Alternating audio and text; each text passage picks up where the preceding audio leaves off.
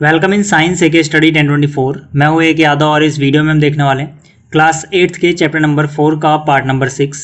Chapter का नाम है materials, metals and non metals. और इसके पिछले पार्ट यानी पार्ट नंबर 5 में हमने देखा था uses of metals and non metals. तो अगर आपने ये वीडियो नहीं देखी है, इसके अलावा मैं चैप्टर 1, 2 एंड 3 भी अपलोड कर चुका हूं। तो अगर आपने ये वीडियो भी नहीं देखी है तो इन सब की फुल प्लेलिस्ट का लिंक आपको इस वीडियो के डिस्क्रिप्शन में मिल जाएगा, वहां से आप देख सकते हैं। और अगर आप मैथ्स की वीडियोस देखना चाहते हैं तो आप विजिट कर सकते हैं मैथ्स वाले चैनल पे, जिसका नाम है AK स्टडी 1024। यहाँ पर जब आप जाओगे तो होम जो सेक्शन है, यहाँ पर आपको क्लास 8 की चैप्टर वाइज प्लेलिस्ट मिल जाएंगी, यहाँ से आप उनको देख सकते हो। तो अब बात करते हैं कि इस वीडियो में हम क्या देखने वाले हैं। तो यहाँ पर हम देखेंगे इस चैप्टर की NCERT एक्सरसाइज के क्वेश्चन नंबर 1 से लेके 6 तक का सॉल्यूशन। तो शुरू करते हैं क्वेश्चन नंबर 1 से। क्वेश्चन नंबर 1 में हमसे बोला गया है which of the following can be beaten into thin sheets. मतलब हमें 4 ऑप्शन दिए गए हैं, इनमें से हमें बताना है कि इनमें से कौन सा ऐसा है जिसको हम थिन शीट्स में कन्वर्ट कर सकते हैं। तो इसका आंसर हो जाएगा जिंक। ठीक है, रीजन में मैंने लिखा है because zinc is a metal and metal has property of malleability.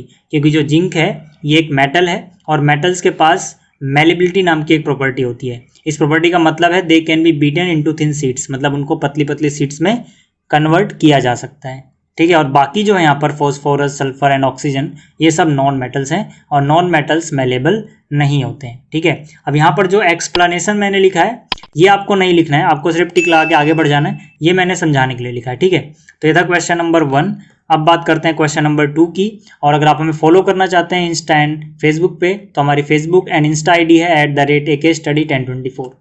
अब देखो जो क्वेश्चन नंबर 2 है, इसमें बोला गया which of the following statements is correct. मतलब हमें 4 स्टेटमेंट दी गई हैं। पहली स्टेटमेंट है ऑल मेटल्स आर डक्टाइल, दूसरी स्टेटमेंट है all non metals are ductile, तीसरी है जनरली मेटल्स आर डक्टाइल, और चौथी है some non metals are ductile. तो इनमें से कौन सी सही है वो हमें बतानी है। तो इसका आंसर हो जाएगा जनरली मेटल्स आर डक्टाइल, मतलब ज़्यादातर जो मेटल्स होते हैं डक्टाइल होते हैं। यहाँ पर जो पहला ऑप्शन था ऑल मेटल्स आर डक्टाइल, इस पर टिक क्यों नहीं लगाया?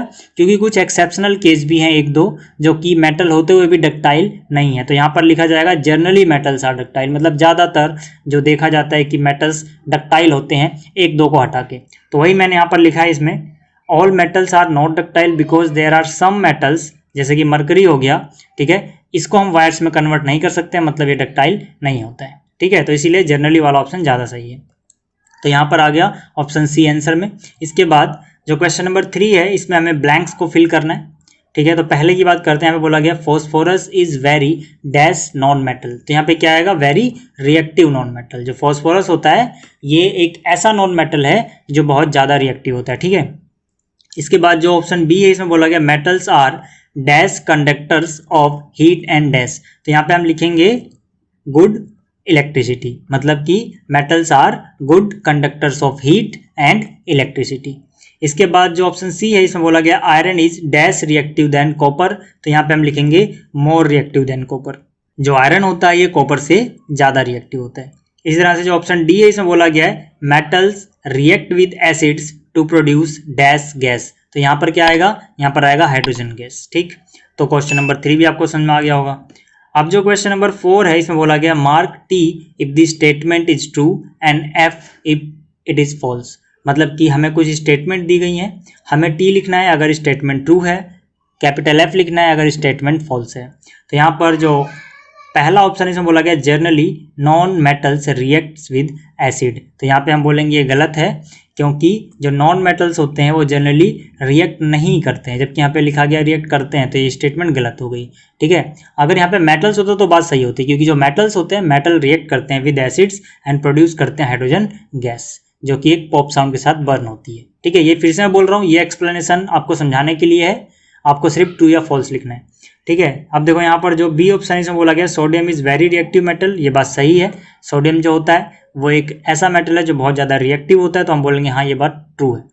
इसके बाद जो ऑप्शन सी है, इसमें बोला गया copper displaces zinc from zinc sulphate solution. तो हम जानते हैं कि ये बात गलत है, यानी फॉल्स है। क्यों? क्योंकि जो कॉपर होता है ये लेस रिएक्टिव होता है जिंक से, तो ये डिस्प्लेस नहीं कर सकता है जिंक को। क्योंकि अभी जब मैंने पिछली वीडियो आपको दिखाई थी उसमें मैंने बोला था कि ज़्यादा रिएक्टिव एलिमेंट कम रिएक्टिव एलिमेंट को डिस्प्लेस कर सकता है, लेकिन कम रिएक्टिव एलिमेंट ज़्यादा रिएक्टिव एलिमेंट को डिस्प्लेस नहीं कर सकता है उसके सॉल्यूशन से। ठीक, तो ये फॉल्स हो गया। अब यहाँ पर जो पार्ट डी इसमें बोला गया coal can be drawn into wires, तो ये भी फॉल्स है। कोयले को हम वायर्स में कन्वर्ट नहीं कर सकते हैं क्योंकि वो डक्टाइल नहीं होता है। ठीक, तो ये क्वेश्चन नंबर 4 भी हो गया।